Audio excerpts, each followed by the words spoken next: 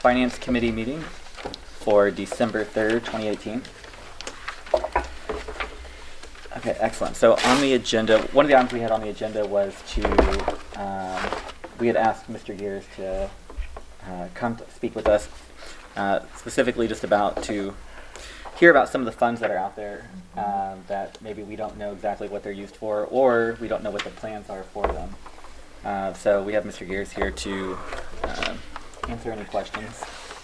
I'd like to, he's mentioned all, he starts at 7:30 in the morning, so I'd like to get, or is it 7? Very early down at Public Works. 8 o'clock in the winter, but 7 in the summer and spring. So I'd like to get him. I'm in my winter hours now. Yeah, we'll any questions we have for Mr. Gears, we'd like to get out early so we can let him go while we conduct the rest of our business. So I'll kind of start out with, or did you want to introduce? Yeah, if we could just say, what I just showed you is we started a project where we're trying to make a master file of all the city's funds and show what the establishing documents, whether it be an ORC or an internal city ordinance that established it, a description of the fund and who the administrator of the fund is and what's active and not active. And it's a pretty big file, but we tried to make one printable page here that just kind of gives us the overview. And so you'll see the first column is the number of the fund, the next column is the description, is it active or inactive, who the administrator is, what the balance was when I was working on this, which was the 20th of last month, 5-year average revenue, 5-year average expense.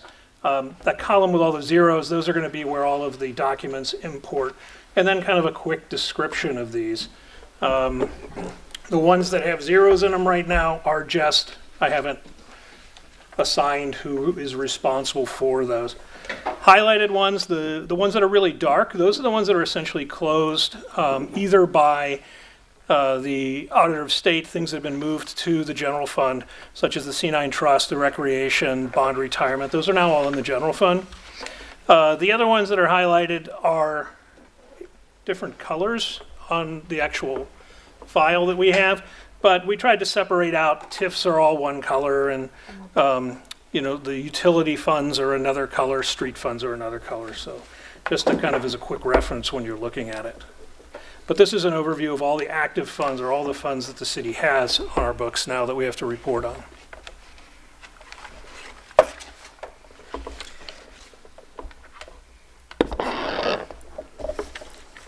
Thank you, Mr. Stith, for putting this together. I'd like to suggest we start by going through the funds that our Safety Service Director is responsible for. Make sure those are spot on, and then talk through the recommendation as we've developed it thus far, which is to listen to see if there's a need to appropriate now to get a better understanding of what needs to be the cash flow for the year. So I did put administration for a lot of these when I started. Other ones say SSD, which is Safety Service Director, but pretty much anyone that is administration, I believe, are the ones that I thought fell under you. But if you want to make any corrections, add any. Obviously, the water and refuse we'll add in, the sewage. Now, when we talk about accounts like the Fund 11 and Fund 12, so these are the drug fund accounts, is the police chief the person that actually submits the PO? Is he the final approver, or No. that would be it? Every requisition that comes out of any department that's underneath the administration has to be co-signed by me before it's submitted to the auditor's office. If my signature is not on it, then it won't be submitted, or the auditor's office knows that it hasn't been through me. Okay. So for funds like Fund 11 and Fund 12, Correct. where it ultimately is approved by you, if we were to look to somebody to kind of give us a budget or like an estimated, what do they expect to spend there in the next year? Would you want us to come to you for something like that, or would you rather us go directly to the police chief? I would basically, if you want, go to the police chief, because he knows all the items that they can spend that money on, because they can't spend it on salaries and a lot of other stuff. So, you know, then he could, or then send it to me so I can review it, Okay, please. great. Yeah, thank you so much.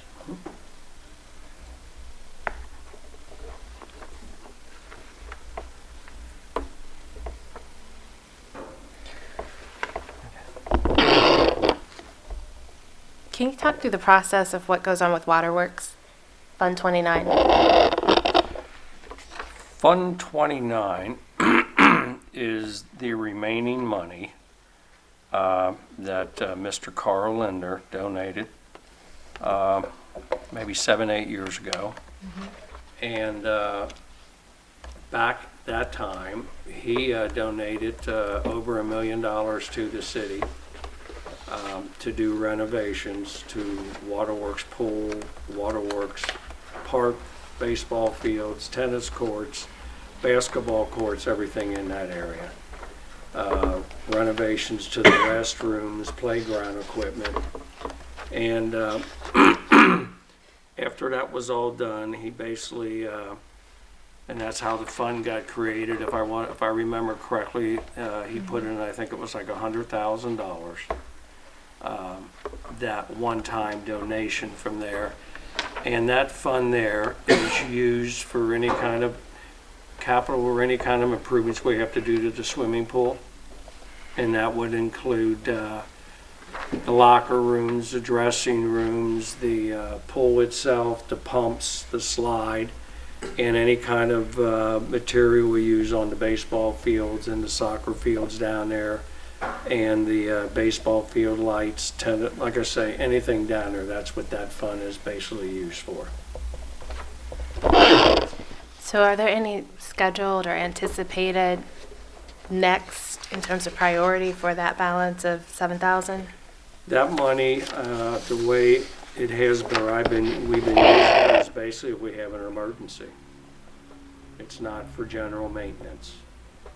The 1 year motor went out for the slide, so we used money to purchase that.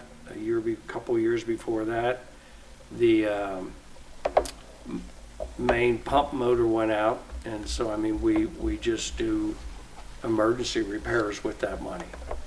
Like the swimming pool deck, it needed to be coated 1 year because of the cracks and chipping concrete, and the health department won't allow us to open it unless that is they're repaired.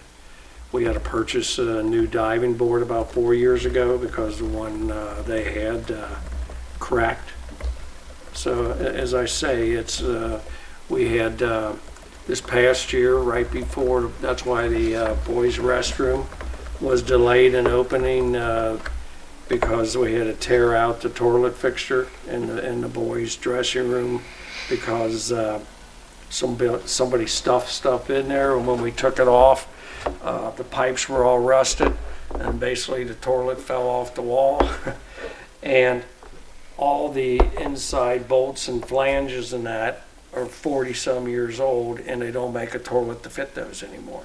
So they had to go in and tear out the concrete blocks, put all new fittings, new pipe, because the further they went down in, the more the pipe, the old cast iron pipe, kept cracking. So I mean, that's kind of the items we use for those kind of repairs. That doesn't come out of the general fund.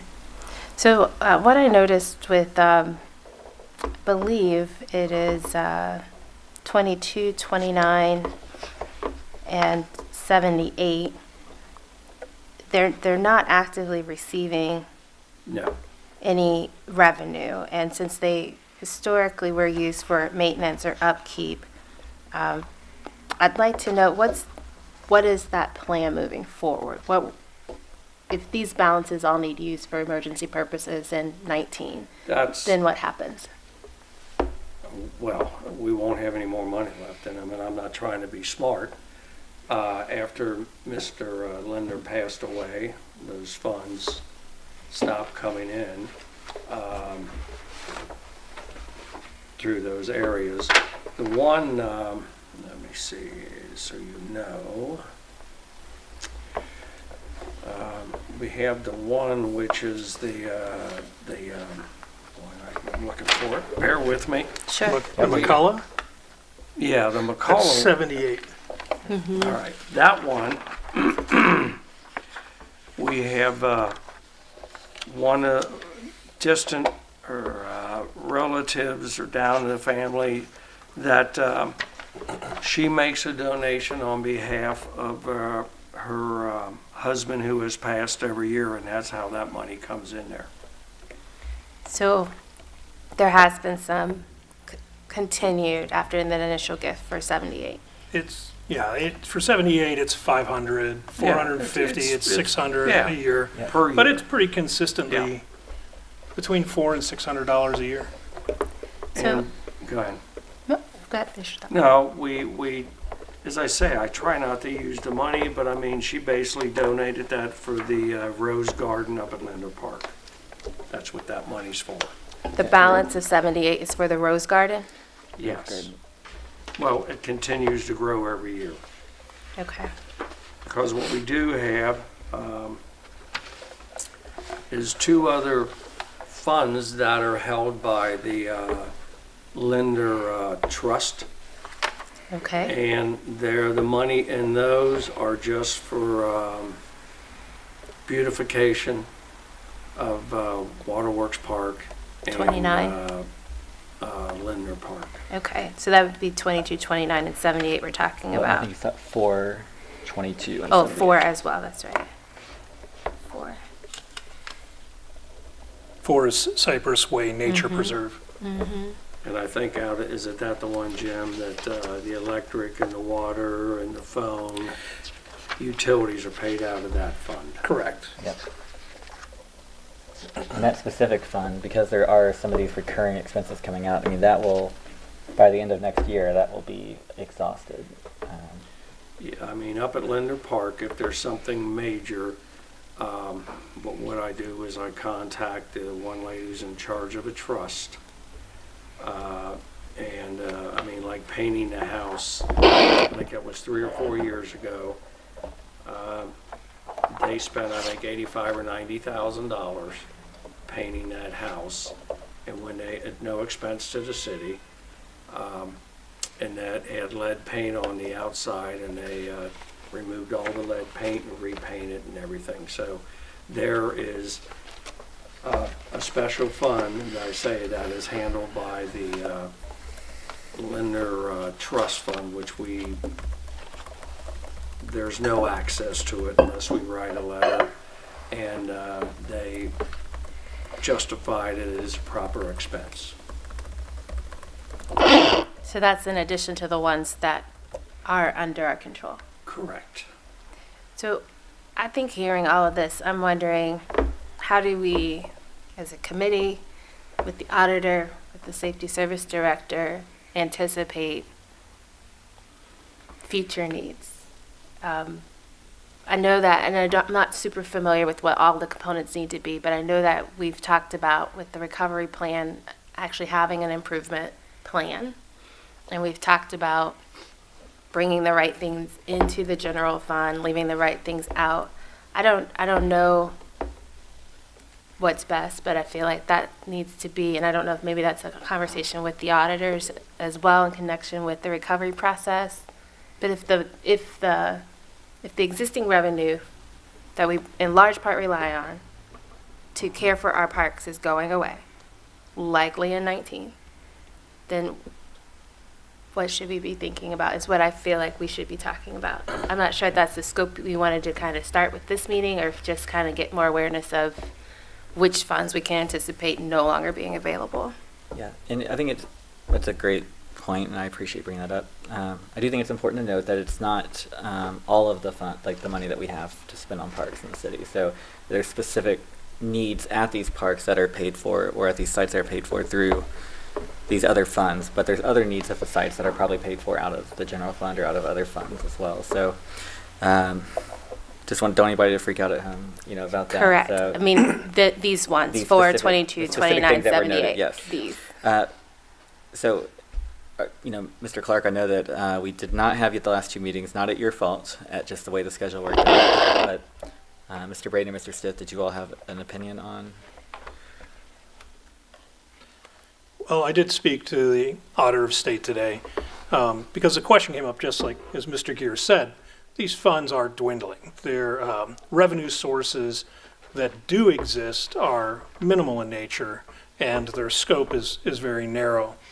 One of the things that I wanted to do was start to move towards taking the water bill and electric bill, any bills that are in the Cypress Way Nature Preserve Fund 4, and move those under the Parks Key in the general fund, because that's going to have to happen. I was interested in seeing if it would be possible to do that this year, reverse those expenditures out, and then keep a little more of a cushion in there for the management of that park, because this is going to have to happen in the near future. What I heard is that we will probably plan on doing it for 2019, that's definitely something that we can do for 19, although I spoke to Anna Mary today, one of our financial supervisors, and she said she did not think that they would be able to get permission to do it for 18, but she is checking. So those expenses that have to do with regular fixed expenses or contractual expenses that we know are coming on a regular basis, any of those that exist in these funds, we should plan on moving out, at least in 2019, into the general fund under the Parks Key where they should be managed. And just for your record, Mr. Gear, so the ordinance that was sent to council for 2019 appropriations, for those funds, they are, we did recommend that they be lowered and not the full appropriated balance, because we want to utilize for any of these, especially like the emergency expenses at waterworks and what have you. I mean, we have got to get a process in place to utilize the general fund for that, so that we can save those, I personally believe, so that we can save these funds, so that we can do, I'm going to say a visionary project, but a project that's going to really, something that's going to be an extra that we wouldn't have been able to do otherwise. And I know that's no indictment on anything that you've done this year, because you have had no choices. You have the appropriations that you have, and that's what I was going to say, out of no disrespect, but if those funds were not available the past 4 or 5 years, we would have had to shut places down. I mean, maybe 3 years ago, the furnace went out up at Linder Park. There was no funds to repair it or replace it. And again, I mean, I deal with this every day on every key. And if these funds were not available, we would have had a house. We'd have had to move out the caretaker. We'd have had to winterize it, and there would be no heat in that house or air conditioning in the summer. So I understand. I mean, but if there's no money appropriated to do it anywhere else, I've got to make a choice. Either we do or we don't. And then you want to do it inside of a house if you don't have heat in the winter.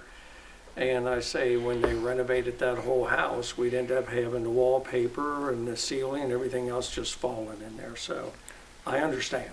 But again, I deal with that every day on how to get money or where we can use money to get something done. I think that since 2011, we have focused so much just on meeting payroll in the general fund that the previous councils and finance committees have moved and tried to utilize things in these other funds to try to keep the city afloat. And now that we're in fiscal emergency, we need to have a priority of making sure that these things are budgeted in the general fund, and that there are places within the Parks Key, that there's an adequate amount of money there or appropriations put into those keys to be able to deal with these types of situations. Instead of zeroing them out and moving people to other keys, that was a short-term fix that really didn't work. I'll use an example. You go to Waterworks number 4, the baseball field. The wooden steps, we installed those back in the 80s when I was here. Same way with the ones at Lower Millcrest to go from Upper Millcrest to Lower Millcrest, and the ones that go from the parking lot up to area number 4. And so you've got to figure those are 30 years old. We don't have any money to replace them, much less repair them unless we borrow wood from point A to point B. But to replace the ones at Waterworks number 4 is around $8,500. And I was fortunate enough to apply for a grant through Duke, and they have informed us, they have awarded us a $10,000 grant to replace those steps. It's wonderful. So, I mean, I go back to Waterworks maybe 3 years ago when 90% of the baseball fields were lights were out. I mean, there was no money. What I did do is I went to wrote a letter to the Lindner Trust Fund, and they are the ones who paid to replace the lights. But again, and I understand the situation, and trust me, I get all the calls. I get plenty of calls, and not many people call and say, "Hey, have a good day," and how's it going? But if we can't use these other sources, we would have had no baseball field lights down at Waterworks this year. The circuit breaker panel down there has some bad circuits in them. Well, unfortunately, they don't make those big circuit breaker switchers anymore. So we're working on, and I've got a PO on that out to be able to replace that, so to get it done soon, so we'll have baseball field lights to be able to turn them off and on in the spring. I mean, again, I'm not being negative. There is plenty of items that need to be done, is everyone's pet peeve. I average two or three calls per week on the speed humps on the Norwood lateral. I've got letters from ODOT. I get letters from the city of Cincinnati. I get letters from ODOT on the lighting down there.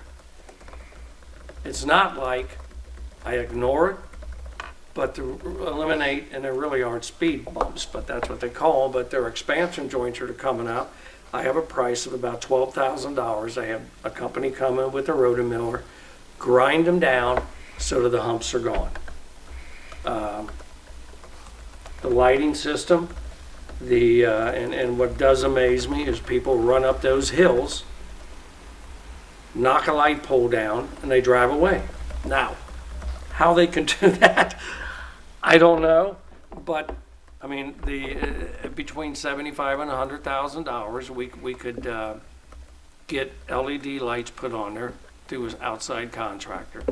I was working on another deal, or not a deal, but an agreement to have a utility take over those lights, but it could cost $200,000 or $300,000, and they would maintain them permanently. But again, that's not on the top of their list to do for us. So I say, unfortunately, the calls come, and it's if we catch the people, then we charge them. If the police department, we take it that way. But if we don't catch them, people drive away. Again, it's no different than people hit a fire hydrant. We're fortunate they leave the hydrant there. In most cases, they take the fire hydrants and use it for scrap. So it's not that we ignore it. I can tell you that. Yeah. The $10,000 can use either Fund 43, which is the Capital Projects and Parks Fund, or 48, which is Capital Projects Fund 2. We've actually created some funds where if something comes in, we put it under a separate key and track it under that key, and that way we don't end up having a lot of funds. All So right, what either fund is that? either 43 or 48. Is the repair happening at a park? Please. Yes, Okay, so shouldn't it be 43 if that's specifically for parks? correct. I just need to double check on that fund to make sure that that's not restricted, because there's $5,055 in there now. Right, and there was 7, and if I remember, I spent 2,000 I'd have to go back on my notes, but do a repair on something this year. And from my understanding, that Oh. money can be used for I whatever. can tell you parks. what, I used $1,000 out of that to put the new fence in, the wooden fence over at Marsh Park, because we had one of the companies in the neighborhood donate $1,000, so that was kind of our match. So it was a capital project for that park. Yes, I would use Fund 43. So how does these things then get prevented? Okay, well, first, before I ask that, I do not envy, Mr. Gears, your position at the city, and I do not envy the amount of responsibility that ends up on your shoulders, because there's nobody else right now that, there's no other shoulders for it to end up on. And so, I just want you to know that. And I mean, even just yesterday when I was here meeting with Mr. Stiff, it was said by another civil servant that was here working, that is a salaried employee that does not get paid extra to work on Sundays, but they were here, that they don't know what's going to happen when the institutional knowledge that you have goes away. So I'll just say that we appreciate your service and the stuff that you do. I know you don't always get credit for the stuff behind the scenes. I appreciate that, and I don't want you to take any of this that I'm complaining. I'm just trying to be upfront and give you the reality of what we deal with every day. And by no means I'm not complaining. But what really makes it tough out of everything is everyone's aware we don't have the money that we can just do this stuff right away. That's the problem. And I think overall that's what we as this committee, Right. and I think even potentially having you come back to see us maybe every other month or so that we can hear your woes, You don't your want financial to. woes, so that we can figure out how we can help, because that's really, part of that is our job, is to make sure that you have the appropriations that you need to run the city, or help you prioritize those if there is no money. So. I think whether there's no money or just low money, I think the piece about prioritization and collaboration with you is what I think is our greatest opportunity here. I know one of my early conversations with you was just asking on behalf of residents, like, why did one choice get made and not another? And I think the nature of the funds specifically we've talked about, because they're under your purview, aside from this discussion or one-on-one conversations, the public doesn't necessarily get to know. Right. And so I just want to make sure, I think we're still on the same page. It's not that we don't want to use these funds, appropriate them for use. Right. We just want to know what is the plan. And so previously we had talked about what fashion do we use? Is it monthly?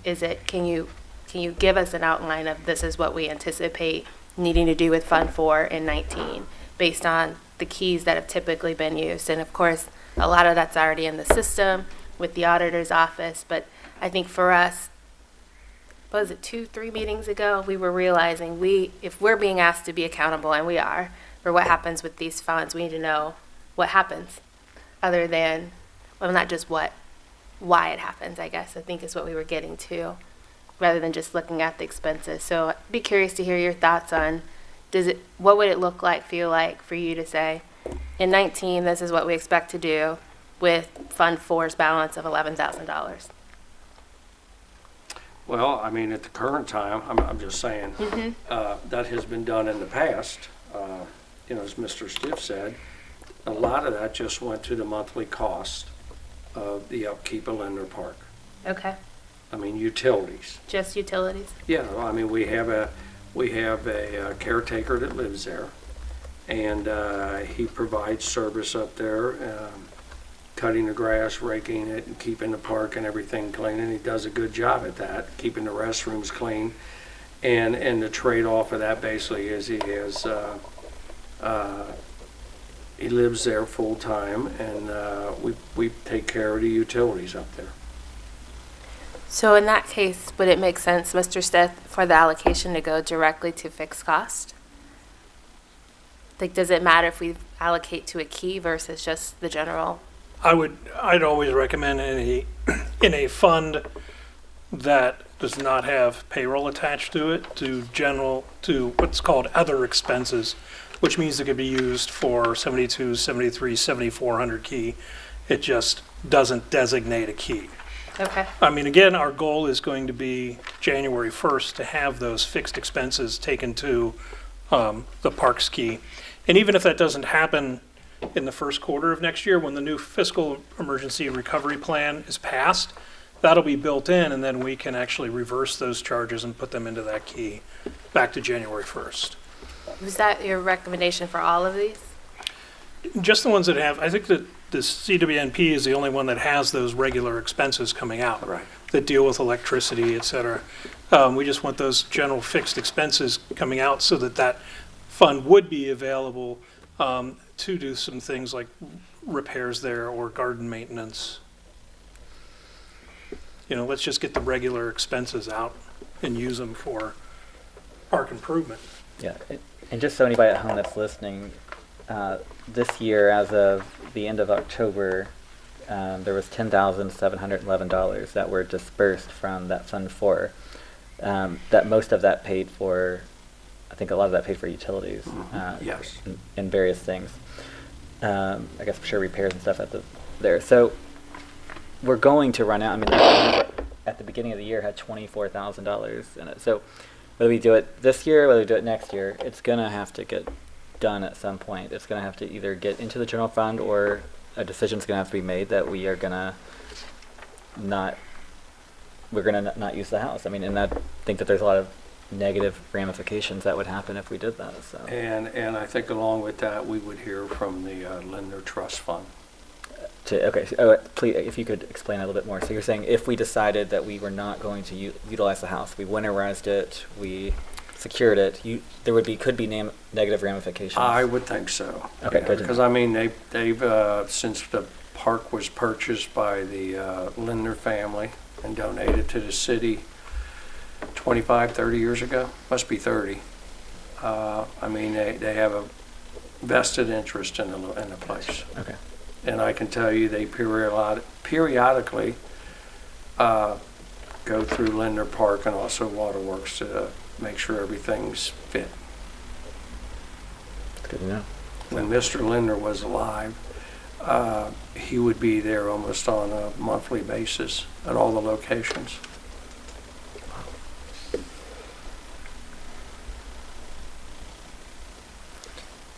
So considering that the expenses will go on, I mean, it's either this year or next year then. So the earlier the better. That way we can at least preserve some of that for. I think it's time in the fiscal emergency plan to have a real discussion about appropriating the park's keys in the general fund and making sure that there's enough appropriations, a big enough budget to manage all of our parks and do them out of that one place. And these individual funds go for those special maintenance things, the rose gardens, the flowers, the things like that, and not rely on them as the source of general park maintenance. I mean, we as a city should be moving to that point where we give that attention to the parks. I agree. And I would say one fund, it's like the community center. I mean, there is no money available to do any improvements down there.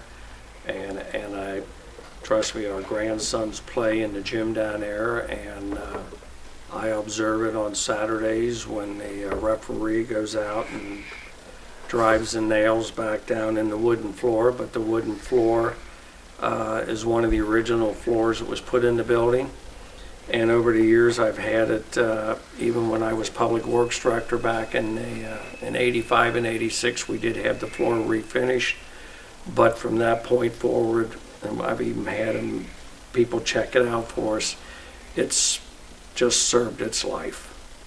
And at that one time, underneath the community center fund, maybe 4 years ago, there was a capital fund that wasn't a set fund, but that had money that Mr. Lindner made a donation to the seniors, and that's how we ended up purchasing new tables and chairs and air conditioning and that down there for the seniors, and new refrigeration unit, and that money was spent. New floor was put in, the carpeting and that was put in, and that's my only concern, and please don't take this wrong, but when I did see the proposed budget, but when it went down to $1,000 and $500 on those, I guess about 3 or 4 years ago in August, there used to be about $54,000 in that capital improvement fund, and it was moved and it never came back.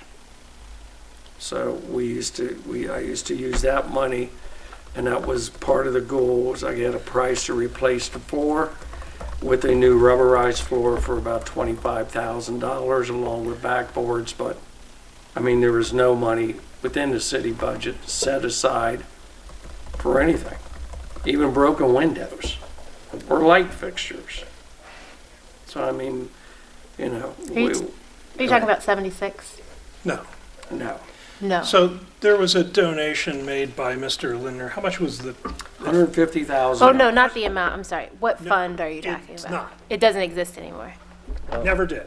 Okay, So thank there was you. a $150,000 donation made by Mr. Lindner that was deposited into the general fund, and no ordinance was created to establish it as its own fund.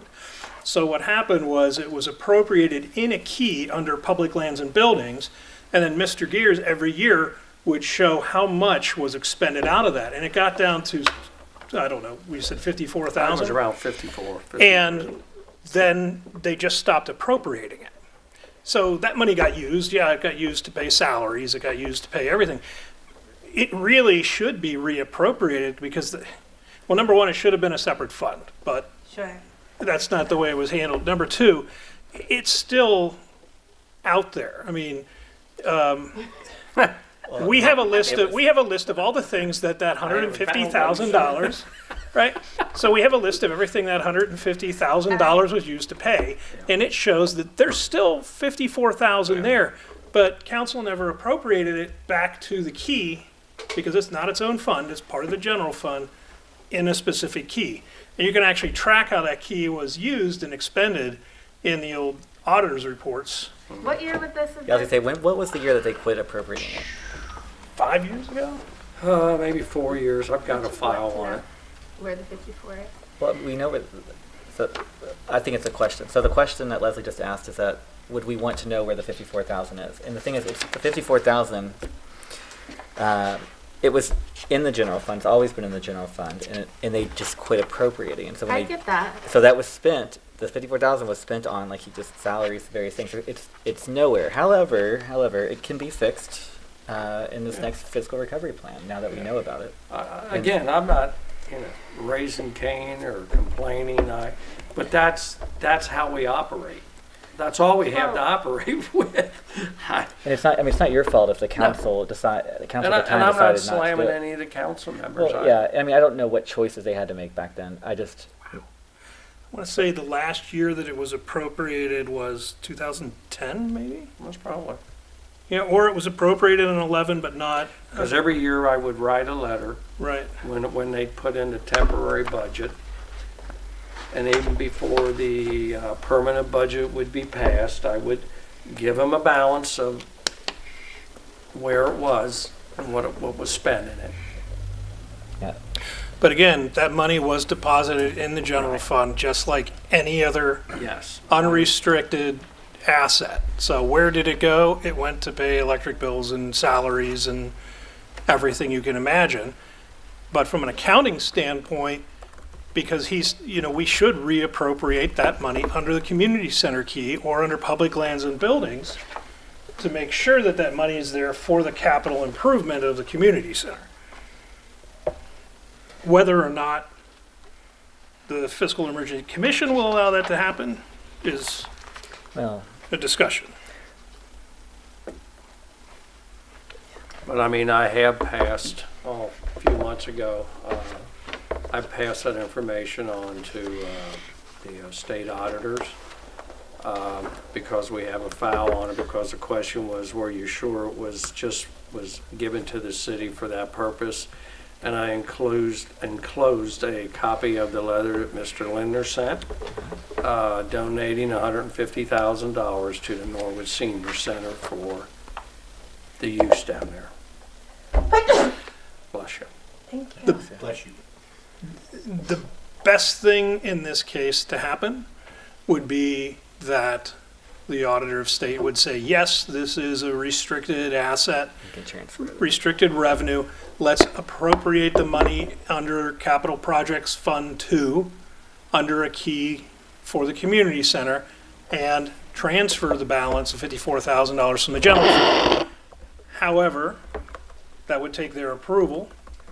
I mean, it sounds like a compelling reason.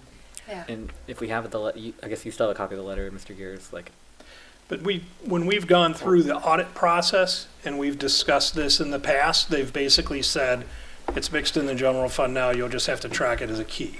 Now, that's audit. That's what Pam done and, the outside auditors now. That's not LGS, which are the oversight for fiscal emergency. Two different branches of the auditor's office. yeah. Oftentimes, they don't agree. I think that this specific topic here, I think we'll have on a future agenda, and we'll make sure that we discuss it with the financial recovery plan. But Mr. Gears, thank you for bringing that up.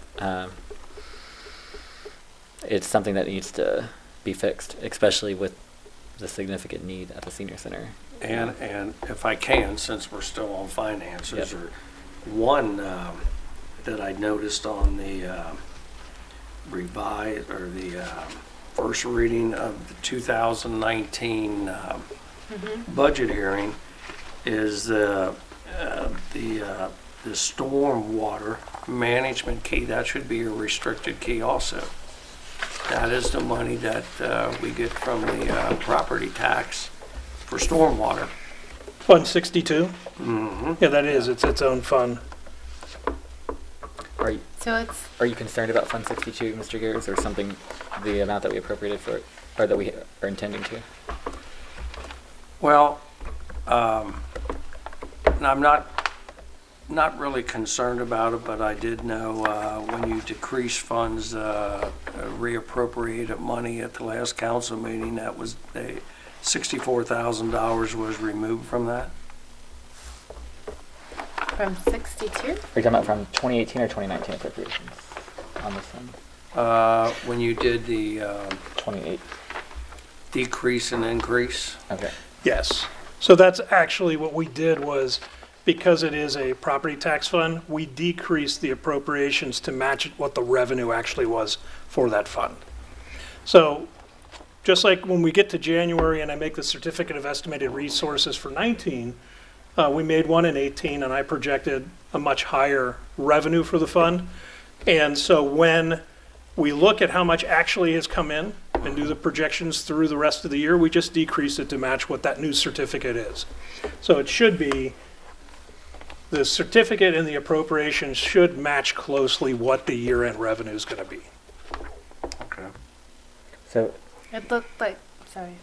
so just to clarify that, if we had not lowered the appropriations and we had continued to spend out that fund would have been negative going into 2019. Correct, but that fund has very restricted uses. It's not like it's just spent out Oh, of. for sure. Yeah, Yeah. for sure. I'm just saying. So Well- so we lowered it to ensure that we didn't. We had to lower it because I changed the certificate of estimated resources to be below the amount of the appropriations. So we estimate what the resources, what the revenue is going to be for that fund for the year. We appropriate that at the beginning of the year. Then revenue comes in throughout the year, and if the revenue's not as high as our initial estimates, we lower the certificate of estimated resources, which makes the ceiling of the highest appropriations a fund can have. So then we have to lower the appropriations to match, we lower the budget to match what the revenue really was. Okay. And that's why that adjustment, as well as some of the other ones, and there were a number of funds that we did that to. Most of them were related to property taxes. So you'll see a lot of the TIFs got adjusted either up or down because we didn't know how much was coming in then. But once we got that second half property tax bill, we knew what those funds, exactly what they brought in, and so we adjusted those. And I've got, and we went over that with the Auditor of State. Anna Mary and I went over all those funds. And if you need to look, if you'd like to look at any of the projections and the numbers I've got the spreadsheets. We can go through it tomorrow or Thursday. Happy to sit down and show you where those numbers are. Yeah, that's it. Thank you. I think you were starting to say we wanted to visit this topic again, but I wasn't certain. Are we still thinking having a process in place to understand the intent for spending out of restricted funds, not just the ones that are connected to the lender monies, but any of these is a good idea? 'Cause if so, I'd like to try and get a little granular and find out what is that interval. do we just want to ask for a budget for these restricted funds, like we asked the department for budgets? That way we know kind of a rhythm, and thinking back to the comment around, just the institutional knowledge Mr. Gears has is connected to him. But if we want free-flowing information in the future, what can we do to kind of create a precedent and a practice is what I'm curious. Do we want to try and tackle that today? I would suggest letting me finish this document over the next few weeks and then identify the funds that have, let's say, looser restrictions on their usage. Because the stormwater management fund, that can only be used for one thing, right? So you don't need to get into the analysis of that or the Norwood Energy Spa Mr. Stith, is it in writing? of what it can be used for. Yeah. That's what the ORCs and the Okay. ordinances that I'm putting in here. So when you say Refer to. finish this document, you're just saying you want to finish connecting the funds to ordinances? Correct. Okay. And what the funds can be used for. And Okay. those that have more, can be utilized for more things than just pass-through accounts.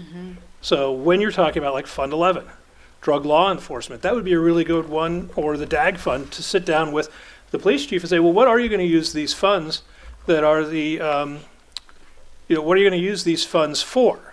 Whereas doing that for the TIF funds doesn't really work because the TIFs have a, I got you on that. So so we need to identify those that are worth having the discussion for. Yeah, but I would argue though the stormwater fund is still worth having that discussion because, I mean, I think council honestly should give some input on to the stormwater projects that we do because we all know. I mean, Mr. And Mrs. Hill down on Maple Avenue, it's like right there at the dip of it, where that apartment building flooded. They've had issues with stormwater stuff for a couple of years now. Could be longer. I'm not exactly sure when it all started, but. And we all know that Jefferson Avenue this year got, we did some work was done there that helped to clear some of that out. And, but I think that we've never had a discussion that I remember on council or on any committee on how those projects are picked and how they're prioritized and what the plan is for, like what the backlog is. I mean, I'm sure you have a list of things that you want to get done if you had unlimited money. When you're talking about stormwater, it's a very small amount of money. And I'm, our big preference, what I use it for, the biggest part, is catch basins. You can go out through the city now and there's broken down catch basins and they're the old type. A lot of them are in the radius of the curb and trucks run over and crack them. And that's what I use most of the stormwater money for. I mean, if you're looking at $50,000, $60,000, $70,000 a year, and don't get me wrong, that's not a lot of money when you spread it out. I guess 3 years ago, we had a storm sewer cave-in behind Jimmy's Tap Room, which is now the Wood. And when we're talking about a cave-in, there were sinkholes, and we had an outside contractor come in and have to dig down 50 feet from where the original piping that was a ravine was put in 70, 80 years ago, and all that area was filled in. And so, at that cost, I think that was like almost $45,000 to $50,000 just to do that one project, somewhere in that ballpark. So, that, don't get me wrong, but when you look at the big scale, that $45,000, $54,000 is nothing if it's something major. And I don't mean that nasty, but I think Jefferson Avenue was about $25,000. Sure. And I say that not, saying that anything that they've been spent on so far has been a wrong expense. It's Right. more that, residents just have no idea, especially like on Maple, like when they're going to see, in Elm as well. I know that you see Elm a lot too because you live close by, but if we don't have any planning or there's no public planning where people can hear about it, then Right. it's hard for residents to feel comfortable because if we can tell them, hey, you're slated for 2022, 2021, as much as it's a long way away, it would still maybe provide some comfort that a 40-year problem is finally going to get fixed. I can give you the history on the Elm Maple Avenue project. There was a grant that was applied for back in maybe 2002, 2003. And it was a issue to the Works Commission. And it was $1 million project.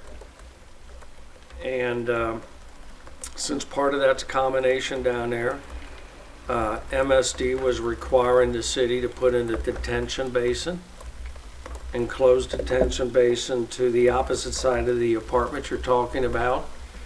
And we got an estimated cost, so that would have been $1 million additional, would have had to come out of the city expenses.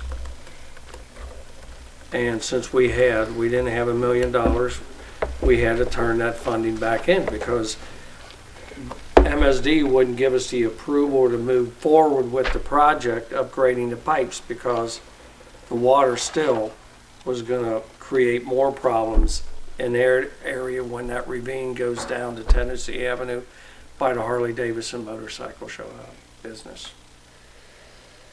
So I mean, we can fix the small or have the small cave-ins, but as I say, and that was in 2002, 2003, that was $1 million project because that project originates all the way up by the high school and it runs across the field at the high school where the baseball field is, goes down Section, goes down Elm, goes down Franklin, from Franklin, and it goes down Maple.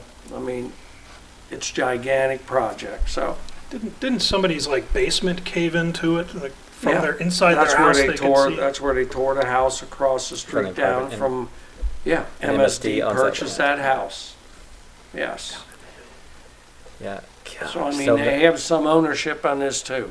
So we had an opportunity, which I mean, I know we didn't have the funding back then. Again, it just we had an opportunity. We had $1 million grant. We had to essentially contribute $1 million match because we had to do some of the work ourselves, and we had to give it up back then. Right. My goodness. And that would have solved a lot of those issues on Maple there. Right. I have a question about that. Has there ever been a fund that was restricted just for matching purposes? It's like permissive tax, things like that. I mean, that's typically what you've used permissive tax for street projects. Street projects, road salt. But it's not there just to match when grants are available. That's not the purpose of No. the permissive tax. No. Yeah, and that probably would not be a legal fund because the establishment of a fund has to be based upon the restriction of the revenue source. Right. And cannot be self-imposed. Except I for a rainy remember- day fund, though. You can, because rainy day fund has a very specific law that regulates the establishment and management of a rainy day fund. So I think that helps clarify, at least to me, what James was saying before, which is we need to see a plan that can be agreed upon to have monies ready. If there's nowhere just to bank matching dollars, we need to have we need to have knowledge of this is the intent for that, so that when we are appropriating, future councils and committees are appropriating, there's an understanding that this is what that's for. So I appreciate the context. I guess I'm still in a place of recognizing we're not yet more clear in how do we start to compel behavior change. I think we all agree we want to see things fixed, but if we can't create a reserve and matching funds, Yeah. then I think it behooves us to think about where in the allocation appropriation process do we intervene to say, okay, we'll put this there for that. Well, we've also used the community development block grant for matching funds, is that correct? Yes. Yeah. But we apply for it, and when we're fortunate enough to get it done, like in 2019, that's where we use most of it. We'll have $100,000 available to match, and that's where Forest Avenue, that money, that will be our part of matching for the Forest Avenue project. So that could be a potential strategy then, moving forward for the next round. What are some of these larger projects? Is that what you're saying? That we could Yes. prioritize? So it's We- not like cricket, what do we want to apply for? Right, right. Do you keep a running list? I know you have them a lot in your mind, but is there like a document with these are priority projects for the city? Well, yes, but I mean, they change because and don't get me wrong, but we don't know what's going to happen next week. And I don't, No, but You that's know. that's okay. no, and we just don't know. I mean, because it's kind of like a living document, like the budget, it's changing every day, unfortunately. I mean, we had two big sinkholes up on Menor Avenue by the Hamilton County, excuse me, incubator up there. And we got a price, we had it videotaped or televised, it's gonna be $56,000 to repair it. Well, I don't have that kind of money in the storm. So what I did is I had worked with Public Works, they dug 2 holes. The pipe is 5 foot in diameter down there, so we made a temporary plug on both sides of around the pipe. It's old corrugated metal that rusted out after all those years. So, you know, is that on my list? Yes, but I know Maple Avenue is where that hole is out there. We've got plenty of them. But I mean, to say, I wish you could sit here and say, well, here's what we want to do the next 3 years. We have another heavy, well, it's just like Jefferson was never on the radar. Yep. You know, there was a sinkhole that started that we just had repaired again, right at South Madison and Williams Avenue. You know, unfortunately, we can't predict what's going to happen and not's going to happen. I mean, unfortunately. Well, thank you for those thoughts. Okay. That's helpful.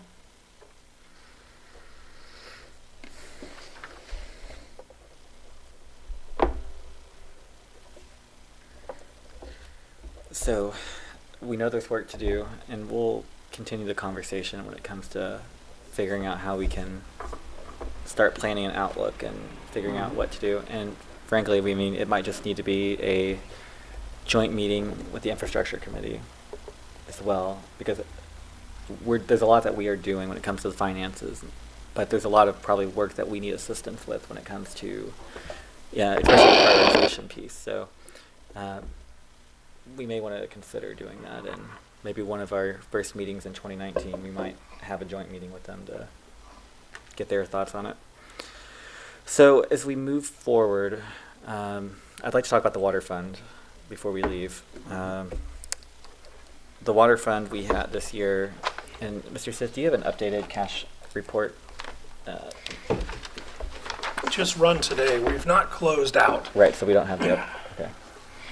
The current unexpended balance in the water fund is negative $421,125, with outstanding encumbrances of $56,576, for a total negative at this point of $477,702.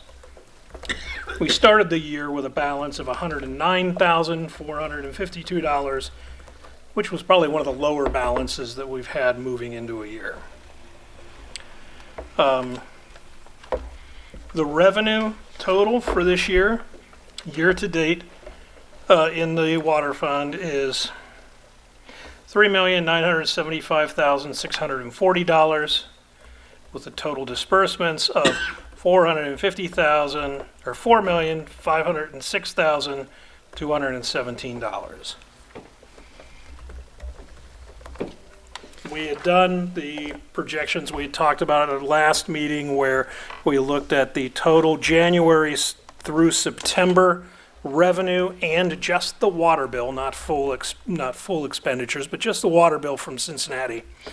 And we got January through September of each year, 14, 15, 16, 17, and 18, and then compared the amount of increase in that first 9-month period to the previous year, and started to see increases. So in 2016, there was a 9.1% increase, 2017, a 6.2% increase. But for the same time period in 2018, there was a 20.08% increase in the water bills that we were receiving. Through that same time frame of January through September for 2018, we only saw a 1.76% increase over that same time frame in 2017. I made another sheet, says statement of cash position at the top. This is the cash position report at year end for each year, 2000 through 2018, for both Fund 61, which is the sewer fund, and Fund 50, which is the water fund, showing each year's beginning balance, final revenue, final expenses, outstanding encumbrances, and then their ending balance. And then how much the beginning balance increased annually, the revenue increased annually, and the expense increased annually. And so you can see there's some that were a little more one year and a little less another year, and a lot of that had to do kind of with billing cycles too. You might have a big bill in January or a big bill in December, or December's bills due January 6th. So you have to sort of look at an average of all of the years. We looked back to 2005, and we looked at the water rate increases to the water fund and the date that the increases went into effect. And these are increases in what we're billing, not increases in what we're being billed by. Correct. State, whatever. Right. Okay. The increases what we're billed by is on the other form. Gotcha. The letters that we supplied are the ones that the Safety Service Director provides to council. They're very detailed, and they explain what the history is of what Cincinnati is charging us and how much their increases have gone up. They're pretty detailed letters. I think that we made copies for you last time with these. If not, we've got them available. Yeah, PDF would be great. Come down and scan them in. Okay. You can unstaple them and put them on, yeah. Knock yourself out. Thank you, Mr. Smith. So with this, okay. I mean, we talked about this earlier today, and I was happy to get this insight, but do you have ways that we track the amount of water that's used per day that comes into the city? What we do Monday through Friday, well, let me just say we have master meter pits that the water that we use goes through, and they have water meters in them. They have backflow preventers and pressure regulators. And what we do is Public Works gets a reading Monday through Friday of what the meter readings are. So we know what the usage is per se per day. And along with that, what I do is when the water bills come in from Cincinnati, I make a copy of the bills, because when the EPA comes in, that's how I show them that we do track and what the bills is and our usage. And it kind of same way as what Mr. Stiff did here. You track what the bill is from Cincinnati, and if it's gigantically high, then we know we got a problem somewhere. But in most cases, if we got a water leak, it always surfaces. Contrary to what gravity is, it should go down, but it does come up. So I mean, we keep pretty good tabs on we do keep good tabs on all our major water main leaks or our valves. So we do keep track, to answer your question. So you noted that when we get the bill, if we see a gigantic increase or we see something that's out of whack, when we're actually going and getting the readings each day, is there some kind of is there a process at Public Works or in your office where we're looking for abnormalities in that? When they get the readings, it's basically we convert one of the handheld water meter units into where we've got a sensor put in it where when they drive right by the pit, it will pick it up what the reading is, and so then they record it, and once they record it, then they can see what the usage is. So if there's something astronomical, really a big difference, then we know. Yes. Good. And are we able to get a copy of like a list of those readings throughout the year by chance? Is there something that's easy to get? I'll talk to Public Works. Gotcha. Yeah, I mean, for me, it's more just about. You you looking for the daily readings or? Yeah, yes. If we could get, just, it's like on a spreadsheet, like if it comes in 100 pieces of paper, then, No, it's, when they print them out, the print's real small, so I'm almost blind when I get the readings, but I will, I'll see and what we can get I'll talk to you together. about it offline, just curiosity. This is, Yeah, please. thank you. This is pretty interesting.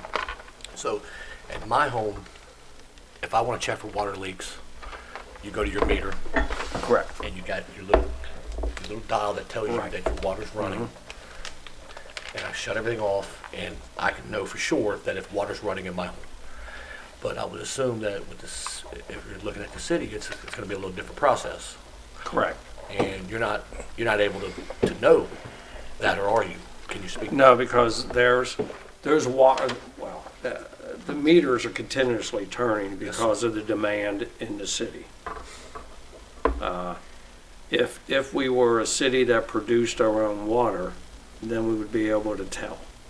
Okay. Because you know what you produce in the well field or surface water and what you're using and what comes through your booster stations now. But here, it's all basically, we have the pressure regulators, reducers in these pits. And so by demand, that's what the flow. I mean, they're 12-inch pipes, 8-inch pipes, and as the demand comes up, and in the summer, you know, the regulators open up more and you have more water coming in, but you'll never have a meter that's, I mean, our big ones, well, I don't want to say where they're at, but we got a couple big ones, but continuously water's flowing, because along with that, then we're, you know, also water going into our 2 tanks.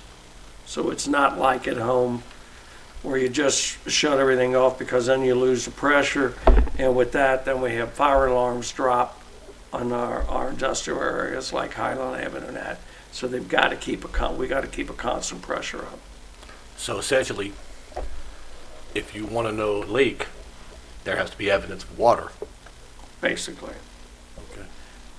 You know, or if I say we have a high usage, then, you know, we're out and about, and so is the water crew, and we look for leaks. Sure. Absolutely. Thank you. That's interesting. Yeah. So it makes me feel better that we're tracking that by day, because that's been a huge concern of mine. I didn't think we had that data, so I appreciate that. Is there any other questions about the water fund or any other funds for Mr. Gears while we're here? I just wonder if you could run through and let us know, other than the ones that say administration, if there's another person listed but you're the final approver on, could you let us know what those are as well?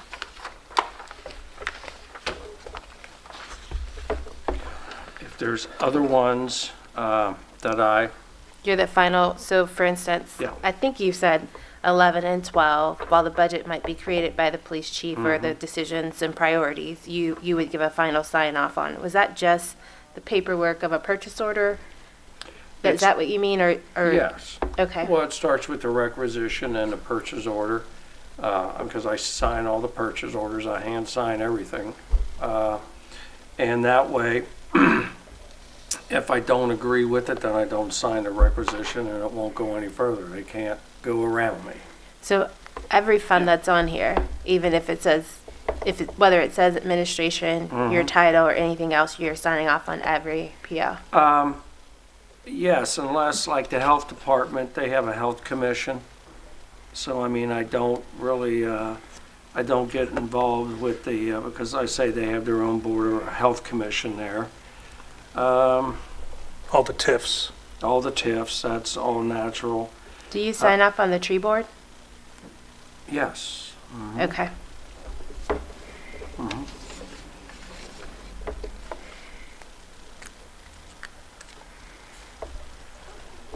And if they're grants, would you sign off on those too? As far as like if you're saying like Fund 25, which is Homeland Security, underneath the police department? Yeah, that's a good, Yes. okay.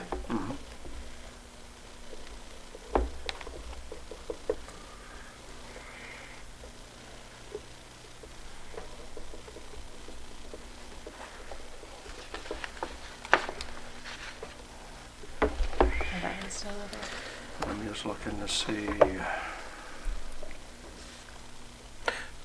But I mean, I would say Fund 89, you do not.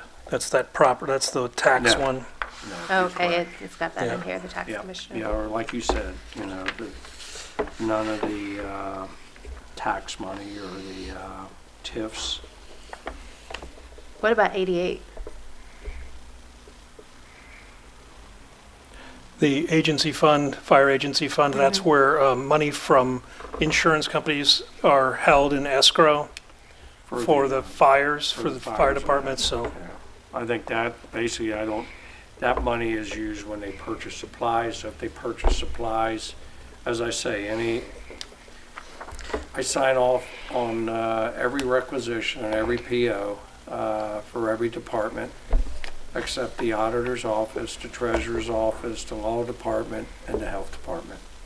Okay, thank you. Maybe that's easier to, and at the same time, as Mr. Stiff knows, I sign off on every phone bill and every gas and electric bill in the city before it's paid, because that way I know if there's high energy use or what's going on where and what. Okay.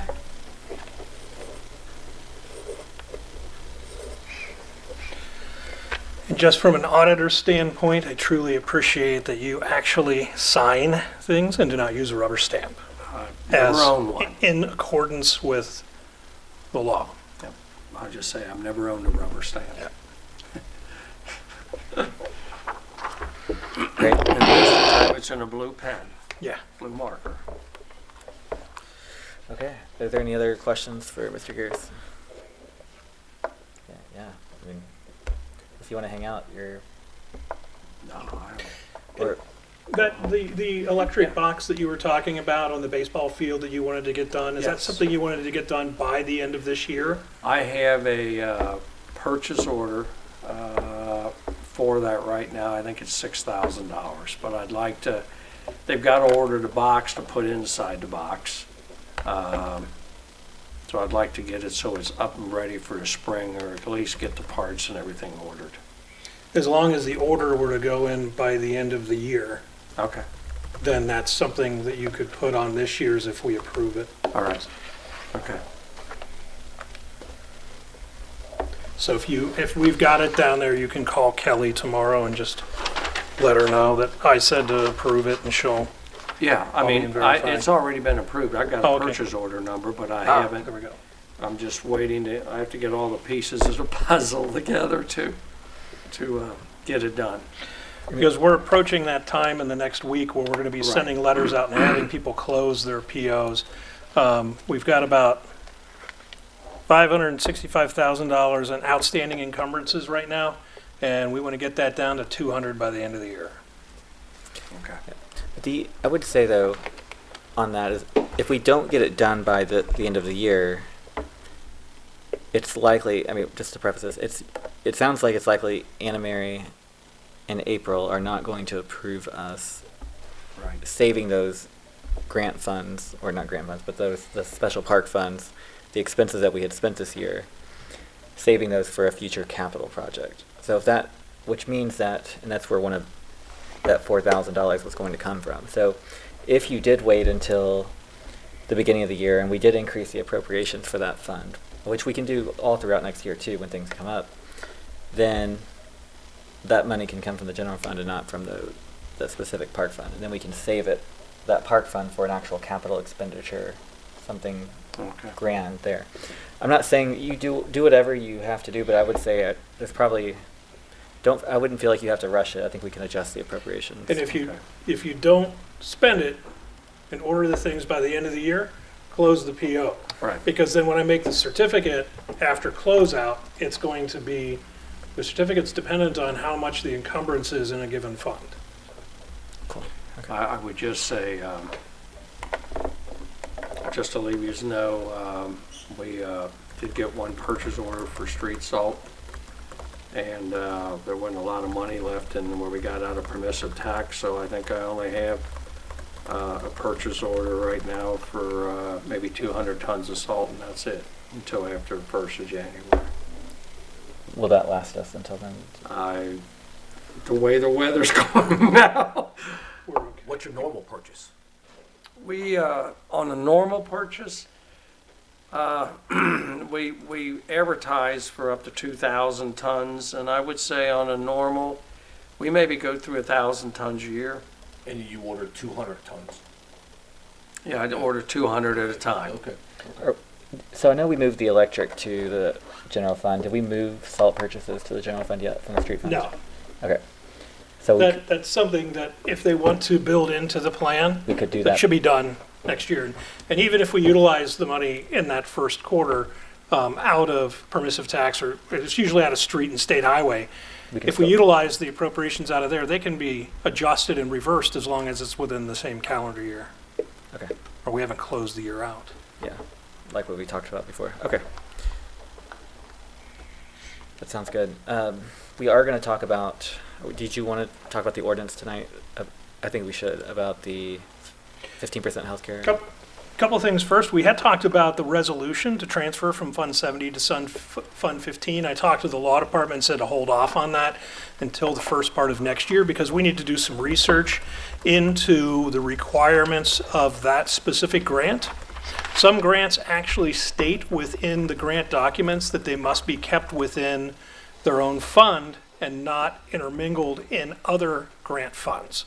So the way the Health Department grant fund works is they have a bunch of keys, each tracking their own funds. One of our projects, first quarter of next year, is to go through with the Health Department manager in charge of all of those and make sure that they all can be tracked in that way. If the BCCS fund money is not restricted to its own fund and just has to be tracked in another fund, we will transfer it then. If it does have to be in its own fund, segregated completely from all other money, then we have to take the BCMH money out and move it to the BCCS fund. So there will be a transfer sometime in the first quarter of next year, but we've got to do a little more research on it. Did you want? What about the health insurance ordinance? Or other items you wanted? Well, can I just run by two other things really quick? Yep. We haven't closed out yet. We're waiting on Recreation to provide its revenue information to us, as well as the mayor to sign the ordinance from last week. So as soon as he signs that and we get the information from Rec, Mr. Stiff, can you clarify which ordinance are you waiting for the the mayor? 2018 change in appropriations. Thank you. The other thing is there was a payroll, not an issue, but one of the things we decided to do this year was to pay the longevity pay and police training allowance, which is usually paid on or about December 1st. Usually we pay those the first payroll of December. But since there was a November 30th payroll, the first payroll of December was December 13th, which, you know, people use this to buy Christmas gifts. These year-end bonuses, basically. So we decided we were going to try to get those out on the payroll on the 30th. So we went ahead and ran those, but our system, being software from 1995, has its quirks. One of the quirks is you can't run two payrolls on the same date. You can do it on the same day, but they have to be dated differently. So we dated the regular payroll on November 30th, and we dated the special payroll for insurance opt-out, longevity pay, and police training allowance on December 1st.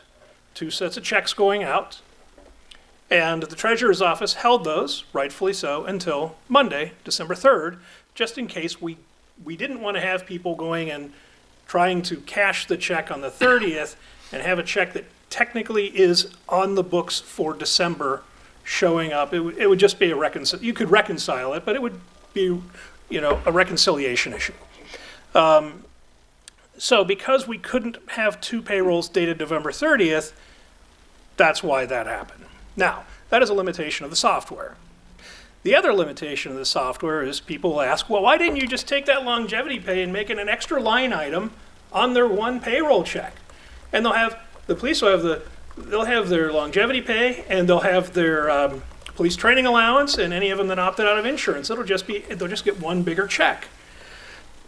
Well, again, the way this software works is it calculates what your deduction should be for taxes based upon the payroll that you get as though it was projected out over the whole year. So people getting a longevity paycheck that they may have, let's say, $550 or $600 withheld from it would get $1,000 withheld or more. So they would actually get less money. Now they would be able to file their taxes and they'd get the money back, but that money would be taken out. Now we could manage this by hand and go through and recalculate every individual check of the 183 or so that we're running and redo and then manually enter in what we thought the taxes and the withholding should be, but that is extremely time consuming and labor intensive. So we are, unfortunately, held to the limitations of the software that we utilize, which is why 2 separate checks are made. And why some were dated December 1st, some were dated November 30th. In hindsight, we could have gone back and said, well, we're going to actually run everything a day early, and so run it all on Tuesday instead of Wednesday because it takes a few days for it to process through. And that way the dates would have been the 29th and the 30th, but hindsight's 2020. So how does that, what's the overall effect for us as finance committee to know about that? Is it just that, are you trying to tell us that the longevity pay and all that is going to show up on December's expenses? Correct. Okay. So when we look at so I've already printed a cash flow sheet out from a day ago. Yes. Does that account for everything at the beginning of December as well? So, No. Okay, so because we've not closed out November. Okay, so when I saw you gave us the negative, can you give us again the positive general fund balance after encumbrances? $558,023.56. So has longevity pay been paid out of that? No. So that number that you're giving us, it's going to be $100,000 shorter. Plus the whatever the police training allowance is. Okay. Gotcha. That helps me to know. So it's not as positive as people might think. Correct. There's the expenses that would be in December. When I initially told them to process these on November 30th, when I told my staff to do that, my intention was to have those bills on November's books. But as it turned out, we couldn't because we couldn't run 2 payrolls on the same date. Thanks. Okay. Thank you. So the point is, if you hear about people not getting their longevity pay till December 3rd, the contracts say on or about December 1st. And I think the next business day after December 1st is a totally reasonable time, especially when our initial intention was to wait another week. So, Excellent. but again, it's really old software. Okay, so thank you for that. Any other updates? The other issue that I do want to talk about a little bit, and I know I had talked to the mayor about this, there's currently several individuals who work for the city that are contract employees. They've got a contract to be paid an hourly rate. They turn in basically a timesheet, and we don't take any taxes out. And we've done some research over the past several months. We've talked to the auditor of state about this several times this year. We've talked to the law department about it, and I've done research with the IRS, and these are not legal ways to handle these people from an IRS standpoint. We intend to send out letters within the next week saying that each one of these individuals that do not meet IRS guidelines, of which there are 3, need to be changed to regular hourly employees. Now, they can be part-time, which is fine, and not receive benefits. But we need to think about what happens if these individuals become injured while they're here. They're not covered by workers' comp because workers' comp is not taken out of their paycheck. Medicare is not taken out either, so that's unfair to the Medicare system. So all of those things, pension, Medicare, federal taxes, all these things need to be coming out. The designation of what makes somebody able to be a contract employee or not is if they have a specific skill set that other people within your organization cannot provide. And they're being hired to provide a service, but not specifically, you're going to be here during these hours of these days and you're going to do this job that I'm telling you to do. So a good example of somebody who legally is a contractual employee would be like our plans examiner, who comes in and does all the plans in the building department. The magistrate at mayor's court, you know. You could even argue the urban development, or the, not urban development, city planner down in the economic development office. Each one of these is okay under the IRS guidelines. The head of the building department is an LLC who charges us to provide that service. So he is okay. But there's 2 individuals in the community center and 1 in the treasurer's department that are going to have to be switched on January 1st to be a part-time employee. So I'll be sending a letter to you and the mayor about that, and to Tim Maloney about it. So in the real world, when that happens, you get a 1099. If I do some work for someone and they don't pay taxes, take taxes out of it's 1099. So that's not something that's an option for this. No, because what we're talking about is what the IRS designations are for what is a 1099 employee. So if you hire someone to come in and do a job, and it is for a fixed period of time and a very specific job, I hire you to come in and, redo my kitchen. You don't work for me full-time employee. You're getting paid as a 1099 employee to do that specific job. Or if it's an outside source, it's somebody that has a specific skill set that comes in to utilize that skill, like the judge. We're hiring a judge because we can't be judges. So we're paying him to do that. But what you can't do is say, you're going to be the person who works in the community center, and you're going to be here these hours of the day, and here is your job description, and there's no end point to when you're doing it. We can hire people to come in and do things like, I've had people come in and I say, I need you to come in for 2 days to do training on this type of thing. That could be a 1099 because there's a time limit for how long that individual is going to be here and doing the job. The other part of it is those individuals who come in, another one of the designations of the IRS is it a flat fee, or are they being paid hourly to do it? And if you're getting into this of paying people hourly to do something that you could be hiring someone to do, that is an employee, and we have to classify them as employees under the IRS guidelines. Helpful to know. Mr. Stith, what you just shared, yes, is very helpful to know. Have you or your office written up what you just said in terms of these are the things the city needs to be mindful of? We're going to be putting the letter out that says that. Is it a general letter? I'm just thinking about kind of an earlier part of our conversation and making sure this knowledge is sustained. Because this committee considers new contracts and others too, And I think that this is important when we were talking about the creation of policy and procedure manuals. This would be a policy. Okay. And I think that it's something that would go into, a policy written out that says here's who can be, here are positions that can be 1099 and here are positions that have to be full-time. So that's definitely something that I would put on the list for that and start writing up.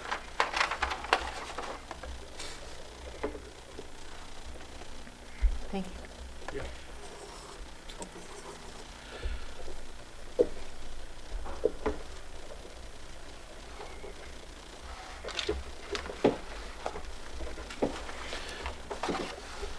So did you want to start talking about the idea for health insurance? Yeah, I can introduce it. So, in the financial recovery plan, that council passed, we have put in our recovery plan items that we want to start charging 15% to our employees for health insurance, just to help match it more what we have in, other private sectors versus what we have traditionally have had in the state of Norwood. Traditionally, it's been $0, and currently our employees pay $0 for the premiums for their health insurance. There are deductibles now. Didn't used to be, but there's deductibles now. So we're making improvements there. However, in order to do that, we have to get some contractual, or in order to do that, we'll need to, let's just say that for our non-union positions, the unclassified positions that most of them are appointed, we can do that now for those positions. And it actually would be a good idea to do that now when we think about, wanting to do something similar with our unions in the future. And so, one of the ordinances that Mr. Sis is going to talk about is kind of in front of us. And essentially, the idea is to start charging 15% for the health insurance, but to also then, because we're not, to also then increase the pay of each employee to make up for being charged 15%. So, we're not going to penalize them because the employees that are on here, for the most part, there's 2 that have, but there's almost every employee on here has not had a raise in 10 years. Like, it's been a flat fee. Council in 2008, when councils were doing 2009. 2009, excuse me. 2009, back when councils were doing everything they could to keep the city afloat, including practices that we now look at. We're like, really? They did that as well, and so that's just been frozen. We haven't adjusted it. So this would be an adjustment to their salary. So what I had suggested, since it is in the fiscal emergency plan to have employees start paying 15% of their health insurance, is have the law department create an ordinance amending ordinance, I think it's 33, 2009, section 6, which talks about medical coverage be the same as those outlined in the current contract for ASME Local 3278. And have that changed, have it amended to state that the employees specifically on this list will be expected to pay 15% of their health insurance premiums starting January 1st, 2019. In order to offset the financial burden for this, they will undergo a pay adjustment for each of those positions of $1.85 an hour. So it adjusts the pay to match the cost of that insurance. Now that insurance rate's locked in for 2 years. It's not like we keep having that go up, but this is the first step towards moving towards having everybody pay something. That number was based on the fact that a family plan is $2,077 a month. 15% of that is $311.55 times 12 is $3,738.60 divided by 2,020 hours is $1.85 an hour. Mr. Stith, you said that the language could read in section 6 to begin January 1.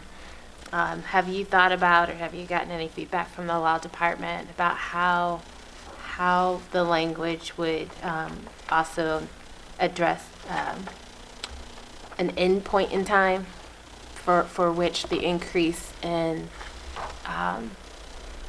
premium contributions would be matched by an increase in salary?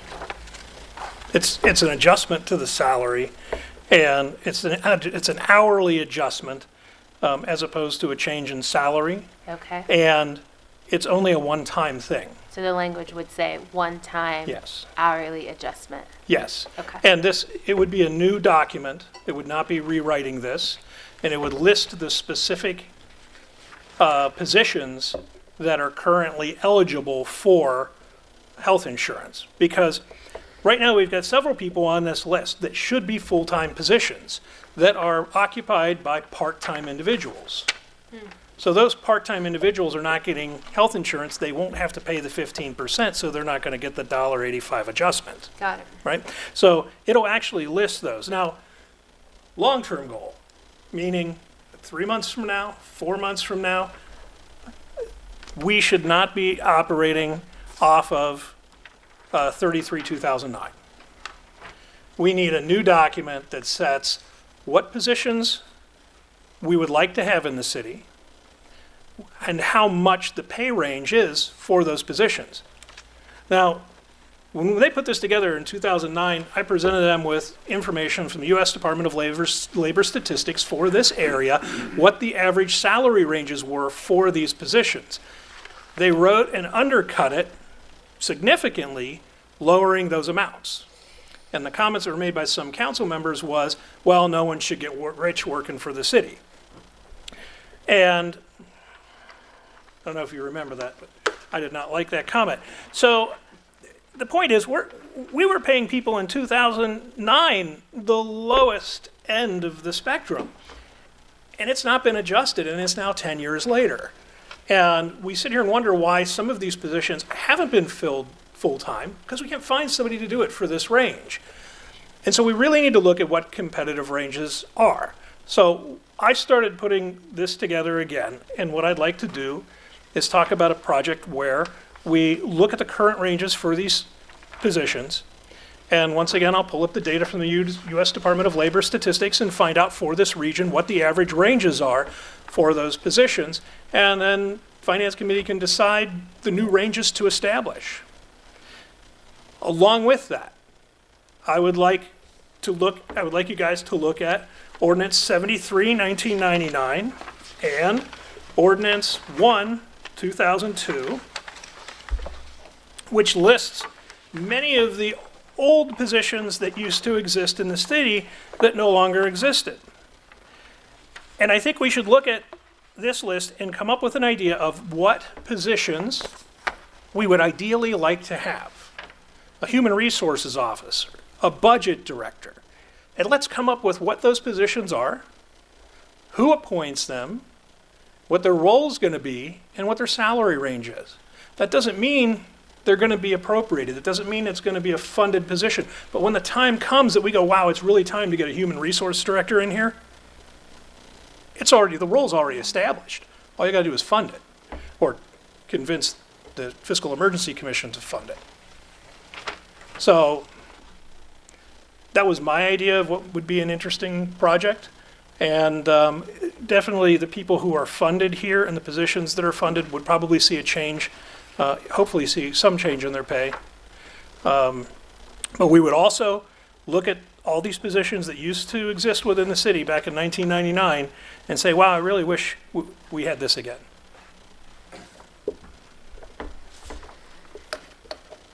This is 33 of That's- 2009. Of 2009, yes. The only reason I don't have in my office, I only had the front page of it, and it didn't have the specific union information. So Okay. it didn't have section 6. That's why I had the law department run this one off. Okay. So I think it'd be fun if each one of you guys went and looked through, especially the 73, 2009, and what was the other one? 2002, and say, well, because this is the one that abolished some positions. And let's talk about what our ideal positions would be and how much we would pay those people and what their roles would be.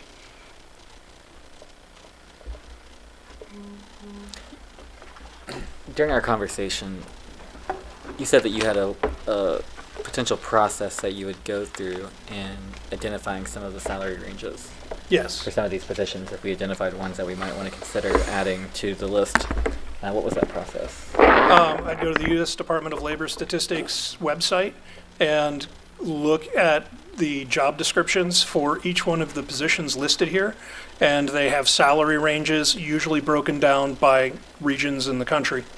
And then I would put that information into a spreadsheet that shows in the first couple columns how much the scale is on here now, or if it doesn't exist, and what the average is according to the U.S. Department of Labor Statistics. And then you guys would be able to take that data and come up with what you think would be fair.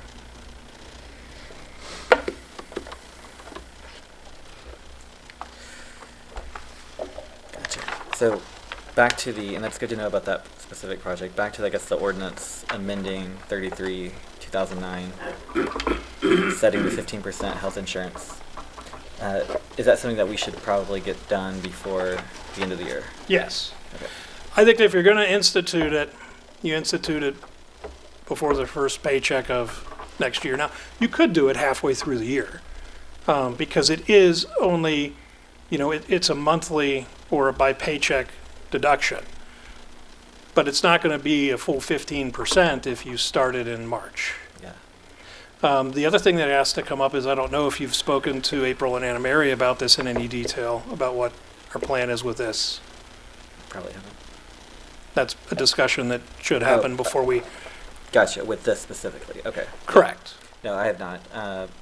It shouldn't, I mean, it should keep us pretty, essentially, almost zero when it comes to balancing out, so.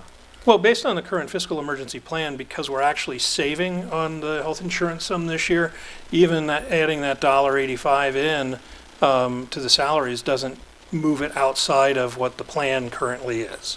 Right. And ideally, this would be great to do for everyone. Yeah, it would be nice to get us, yes, on that system. So, assuming that they are, I mean, so I guess you imagine then will we need to meet again as a finance committee, would you imagine, to discuss this again? Okay. So, keep this in our repertoire. Think about this. We'll work on a next meeting date, which actually, before we leave, we'll go ahead and set that. Do you have anything else that you want to present to us today? Okay. Sorry. Yeah, no, please. The project with the different positions, is that just, did you have like a time frame for that, or just as soon as possible? I think it's definitely worthwhile. It's probably something that I'm going to attack in the early part of next year. I mean, we can start collecting information now and looking at job descriptions now. It's probably the first part of February, Okay. just because just curious. January's big closeout and year-end reports and everything for us. But Yeah. you know, if you guys can start putting a list together, my intention was just to make a spreadsheet that just detailed, you know, a little bit of a job description, or, you know, what the title is in the description, who they'd be working under, what the current wages are, what they currently are in the country, and, you know, add a bunch of them in, and then you can start crossing them off or adding them as you see fit. Excellent. Okay, that exhausts all the items that I had. Are there any other items that anybody wanted to bring up? As we close out 2018 and move into 2019, and the changes that are being made, that we are making as far as moving money from one line to another, or then and now, what procedures are in place for us to save money, if any? If we have money in the line at the end of the year, from what I understand, we appropriate for the following year projections. Do we have as far as saving money, when we want to fill these positions as far as a human resource department, do we save money, and is there something, let's say we make more money this year, we don't have to spend it, is there a procedure in place where we can save money? It's just from the general fund. The key is closing out purchase orders, which decreases the amount of encumbrance at the end of the year.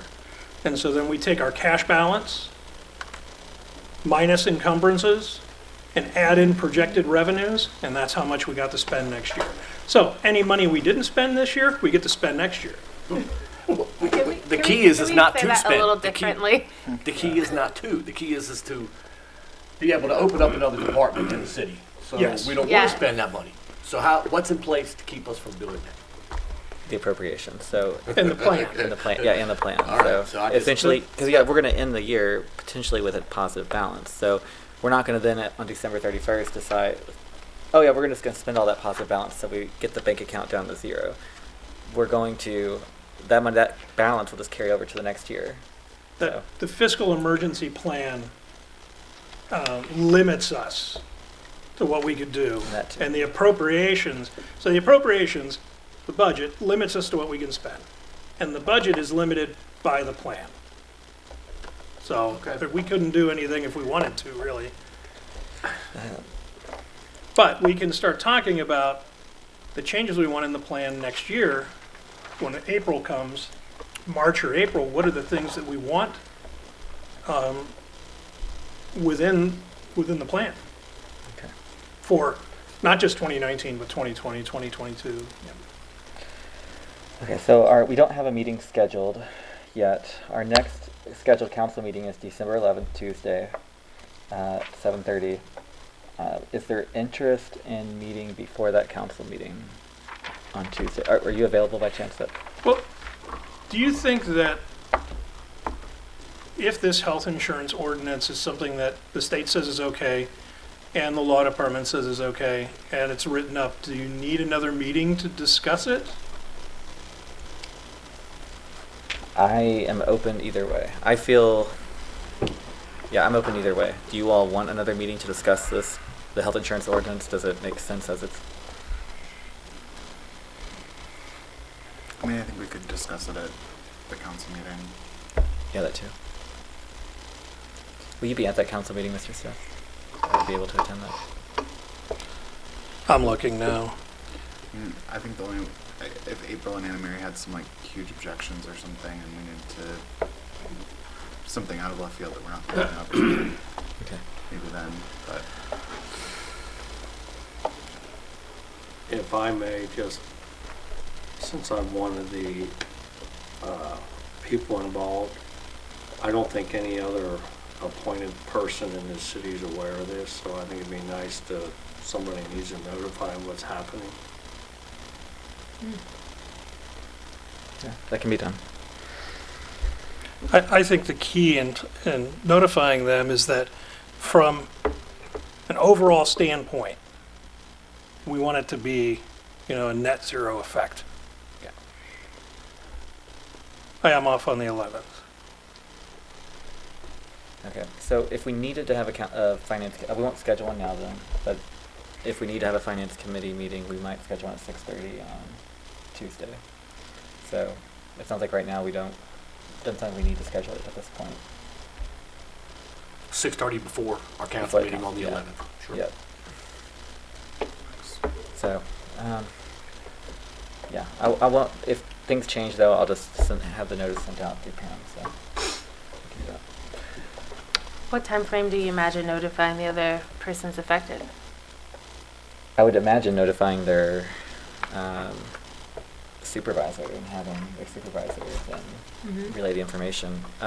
That's Yeah, I would say within the next couple of days. it's 9 people. Yeah. 9 supervisors or 9? 9 people. So maybe less. Yeah, but I mean I don't know the supervisors. Yeah, I was word gonna say there's probably just a couple of the supervisors. 3, That's not, it's 11 people. It's 11. 11, right? And then 2 or 3 or 4 supervisors. So Keith Moore, Tim Maloney, Jim Stith, and I think Mr. Geary. So all of these people report to you for. I'd like to request when it does go out that we let them know that it would potentially be an agenda item for the 11th. Okay. And if the meeting is scheduled for the committee, before the communication goes out, to include that too. Okay. Especially since we've got this public comments part, that way they know when to come share their comments. And before the letter goes out, talk to April and Anna Mary. Mr. Gears, thanks for your information tonight. You're Appreciate you. Anytime. Excellent. Okay, so we will go ahead and adjourn then until we meet again.